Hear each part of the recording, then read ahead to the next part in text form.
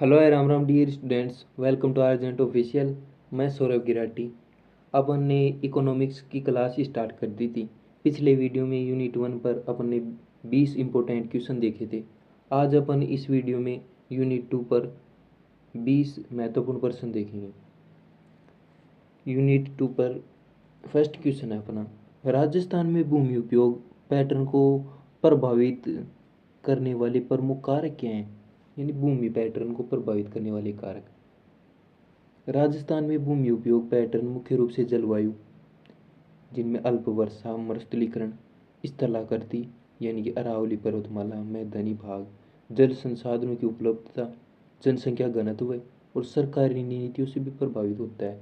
ये कारक कृषि योग्य भूमि, वन क्षेत्र और बंजर भूमि के वितरण को निर्धारित करते हैं। यानी सरकार जहाँ योजना बनाएगी, सरकार ये चाहे मैं यहाँ सड़क बनाऊंगी तो वो वन को काटेगी। तो यही है कि जो भूमि उपयोग है, यानी भूमि का उपयोग, सरकार चाहे वहाँ सड़क बनाएगी, जहाँ बिल्डिंग बनाएगी, ये तो सरकारी योजनाएं हो गई। बाकी अरावली पर्वतमाला, मैदानी, ये प्राकृतिक रूप से बांटती हैं।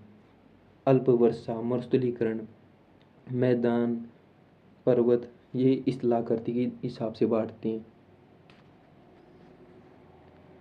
क्वेश्चन नंबर 2 है, राजस्थान में कृषि उत्पादकता बढ़ाने के लिए अपनाई जा रही दो प्रमुख विधियां कौन सी हैं। राजस्थान में कृषि उत्पादकता बढ़ाने के लिए उन्नत बीज और उर्वरकों का उपयोग तथा सिंचाई सुविधाओं को विस्तार, जैसे कि ड्रिप सिंचाई, स्प्रिंकलर सिंचाई प्रमुख विधियां हैं। इसके अतिरिक्त मृदा स्वास्थ्य प्रबंधन और फसल विविधीकरण भी महत्वपूर्ण है। जब एग्रीकल्चर टेक्नोलॉजी करवाई थी तब मैंने अच्छे से पढ़ाया था ये ड्रिप और स्प्रिंकलर। अच्छे से तो क्या ही पढ़ाया था, वो थोड़ा समझा दिया, वैसे पास हो गए आप। क्वेश्चन नंबर 3 है, राजस्थान में कृषि सुधार का प्राथमिक उद्देश्य क्या है। तो राजस्थान में कृषि सुधारों का प्राथमिक उद्देश्य किसान की आय को बढ़ाना है, कृषि उत्पादकता में वृद्धि करना है, कृषि को अधिक टिकाऊ बनाना है और बाजार तक पहुंच में सुधार करना है। इसमें भूत सुधार, सिंचाई विकास और विपणन सुधार भी शामिल है। क्या कृषि अपने भारत में ही होती है, क्या विदेशों में कृषि नहीं होती। तो भाई कृषि तो सब जगह होती है, पर विदेशों में क्या है कि अलग तरीके से कृषि की जाती है। मॉडर्न एग्रीकल्चर को अपनाया जाता है वहाँ, आधुनिक कृषि विधियों को, जिससे उन्हें अधिक बेनिफिट होता है। अपने वाले तो ऐसे ही कृषि करते हैं, बस नॉलेज नहीं है ना, सरकार कदम नहीं उठा रही, खुद शिक्षा के खुद जागरूक हो नहीं रही। टाइम लगेगा, टाइम कृषि में सुधार होगा, टाइम लगेगा। क्वेश्चन नंबर 4 है, राजस्थान में कृषि वित्त के प्रमुख स्रोत क्या हैं। तो राजस्थान में कृषि वित्त के प्रमुख स्रोत सहकारी बैंक, वाणिज्य बैंक, क्षेत्रीय ग्रामीण बैंक, नाबार्ड जैसी संस्थाएं शामिल हैं। राज्य सरकार की राज्य सरकार भी विभिन्न योजनाओं के तहत प्रत्यक्ष वित्तीय सहायता प्रदान करती है। यानी ये पूछ सकता है क्वेश्चन, ऐसे ही पूछेगा वो। क्वेश्चन नंबर 5 है, राजस्थान में कृषि विपणन की दो प्रमुख चुनौतियाँ क्या हैं। तो राजस्थान में कृषि विपणन की प्रमुख चुनौतियाँ हैं अपर्याप्त भंडारण सुविधाएं, जिससे फसल खराब हो जाती है, किसानों की बिचौलिया पर अत्यधिक निर्भरता, यानी बिचौला बीच में कमीशन कर जाता है और बिचौलिया न मिलने के कारण फसलें धरी भी रह जाती हैं, जिससे उन्हें अपनी उपज का उचित मूल्य नहीं मिल पाता। सूचना का अभाव होता है उन्हें, खराब परिवहन और नेटवर्क भी समस्या ही है। राजस्थान के किसानों के लिए फसल बीमा योजनाएं क्यों महत्वपूर्ण है।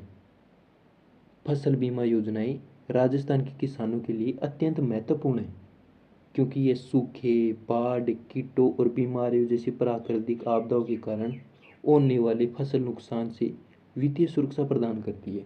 यह किसानों को जोखिम से बचाकर कृषि गतिविधियों को जारी रखने में मदद करती है। राजस्थान में पशुधन क्षेत्र के विकास के लिए दो सरकारी पहलें बताएं। यानी पशुधन सुधार में क्या सरकार योगदान दे रही है। तो राजस्थान में पशुधन क्षेत्र के विकास के लिए राष्ट्रीय गोकुल मिशन, देशी नस्लों का संरक्षण और विकास, पशुधन बीमा योजना, पशुओं के नुकसान पर किसानों को वित्तीय सहायता देना, चारा का विकास, और पशु चिकित्सा सेवाओं का विस्तार भी शामिल है। राजस्थान में दुग्ध विकास कार्यक्रम ग्रामीण अर्थव्यवस्था को कैसे सशक्त करते हैं? तो दूध विकास कार्यक्रम राजस्थान में ग्रामीण अर्थव्यवस्था को सशक्त करते हैं, क्योंकि ये ग्रामीण आय का स्तर स्रोत होता है, महिलाओं को आर्थिक रूप से आत्मनिर्भरता बनाते हैं और डेयरी सहकारिताओं के माध्यम से किसानों को संगठित कर बाजार से जोड़ते हैं। यानी कि महिलाओं का तो प्रमुख आर्थिक स्रोत ही दुग्ध विकास हो सकता है। क्वेश्चन नंबर 9 है, राजस्थान में ऊर्जा सुरक्षा सुनिश्चित करने में सौर ऊर्जा की क्या भूमिका है? राजस्थान में सौर ऊर्जा सुरक्षा सुनिश्चित करने में महत्वपूर्ण भूमिका निभाती है, क्योंकि यह अक्षय और प्रचुर स्रोत है, यानी कि ये खत्म होने वाला नहीं है। जीवाश्म ईंधन पर निर्भरता कम करती है और दूर दराज के क्षेत्रों में भी बिजली पहुंचाने में मदद करती है। यह पर्यावरणीय रूप से भी टिकाऊ है, यानी कि विकास करना चाहिए इन पर। सौर ऊर्जा पर, पवन ऊर्जा पर अगर ध्यान दे सरकार तो अपन भी कहीं ना कहीं आगे हो। राजस्थान में ऊर्जा उत्पादन के प्रमुख स्रोतों में थर्मल पावर आधारित है, यानी कोयला आधारित है, सबसे बड़ा हिस्सा है। इसके अलावा सौर ऊर्जा, पवन ऊर्जा और कुछ हद तक हाइड्रो व परमाणु ऊर्जा भी महत्वपूर्ण योगदान देती है, जिससे राज्य ऊर्जा मिश्रण विविधीकृत होता है। क्वेश्चन नंबर 11 है, राजस्थान में सिंचाई के प्रमुख साधन क्या हैं और उनका क्या महत्व है? तो राजस्थान में सिंचाई के प्रमुख साधनों में कुएं, नलकूप हैं। इसके बाद नहरें, जैसे कि इंदिरा गांधी नहर, और तालाब भी आते हैं। ये साधन राज्य की शुष्क और अर्ध शुष्क जलवायु में कृषि को संभव बनाते हैं, जिससे फसल उत्पादन और खाद्य सुरक्षा सुनिश्चित होती है। क्वेश्चन नंबर 12 है, राजस्थान में जल संकट के दो प्रमुख कारण क्या हैं? तो राजस्थान में जल संकट के दो प्रमुख कारण हैं कम और अनियमित मानसूनी वर्षा, भूजल का अत्यधिक दोहन, विशेषकर कृषि के लिए। इसके अतिरिक्त जल प्रदूषण, वाष्पीकरण से भी होने वाले नुकसान और अपर्याप्त जल प्रबंधन भी समस्या है। क्वेश्चन नंबर 13 है, राजस्थान में सूखे और अकाल का कृषि पर क्या प्रभाव पड़ता है? तो राजस्थान में सूखे और अकाल का कृषि पर विनाशकारी प्रभाव पड़ता है। इससे फसल उत्पादन में भारी गिरावट आती है, पशुधन को चारा पानी की कमी होती है, किसानों की आय में कमी आती है, ग्रामीण क्षेत्रों में बेरोजगारी व पलायन बढ़ जाता है। सूखा और अकाल पड़ेगा तो शहरों की तरफ भागेंगे। सूखे और अकाल से निपटने के लिए राजस्थान सरकार की दो प्रमुख रणनीतियाँ क्या हैं? सूखे और अकाल से निपटने के लिए राजस्थान सरकार की रणनीतियों में जल संचयन संरचनाओं का निर्माण, जैसे कि एनीकट, चेक डैम, सूखा प्रतिरोधी फसलों को बढ़ावा देना, पशुधन के लिए चारा पानी की व्यवस्था करना, मनरेगा जैसे रोजगार कार्यक्रम शामिल हैं, ताकि ग्रामीण आय सुनिश्चित हो सके। क्वेश्चन नंबर 15 है, राजस्थान की अर्थव्यवस्था में कृषि का क्या महत्व है?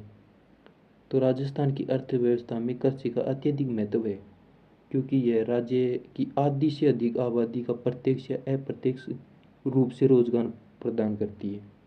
यह खाद्य सुरक्षा सुनिश्चित करती है, उद्योगों के लिए कच्चा माल प्रदान करती है और ग्रामीण आय का मुख्य स्रोत है। राजस्थान के ग्रामीण जीवन में पशुपालन की क्या भूमिका है? तो राजस्थान के ग्रामीण जीवन में पशुपालन एक अभिन्न अंग है। यह किसानों के लिए अतिरिक्त आय का स्रोत होता है, विशेषकर सूखे के दौरान।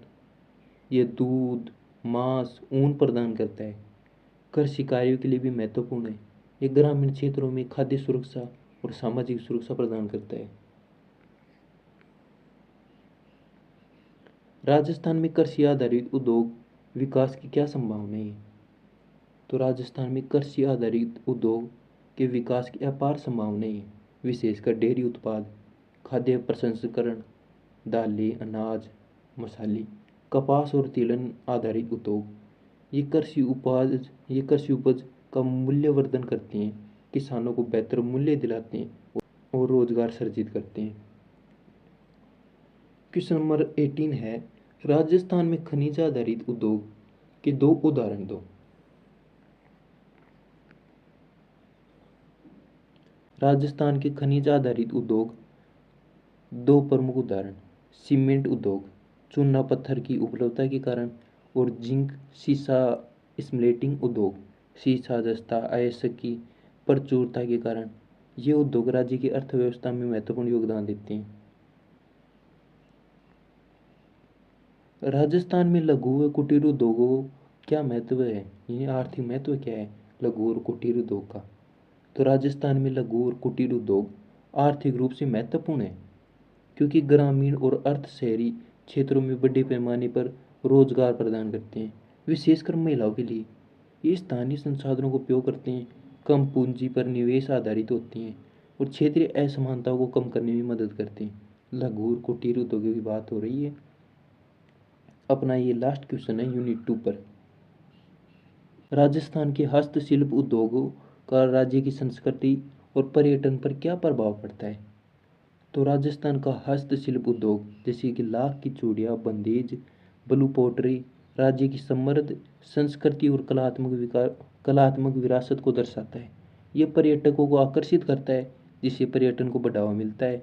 ये स्थानीय कारीगरों को आजीविका प्रदान करता है और राज्य की सांस्कृतिक पहचान को वैश्विक स्तर पर प्रस्तुत करता है। जब राजस्थान की कला और संस्कृति पढ़ते हैं तो हस्तकला को पढ़ते हैं। तो ये राजस्थान के आसपास की बात हो रही है, जनसंख्या की। राजस्थान से रिलेटेड बातें हैं। जब राजस्थान जीत के पढ़ा है आपने तो आपको और भी फायदा होगा। चलो कुछ भी हो, अगर चैनल पे नए हो तो चैनल को सब्सक्राइब करना, वीडियो को लाइक करना। Take care, bye bye.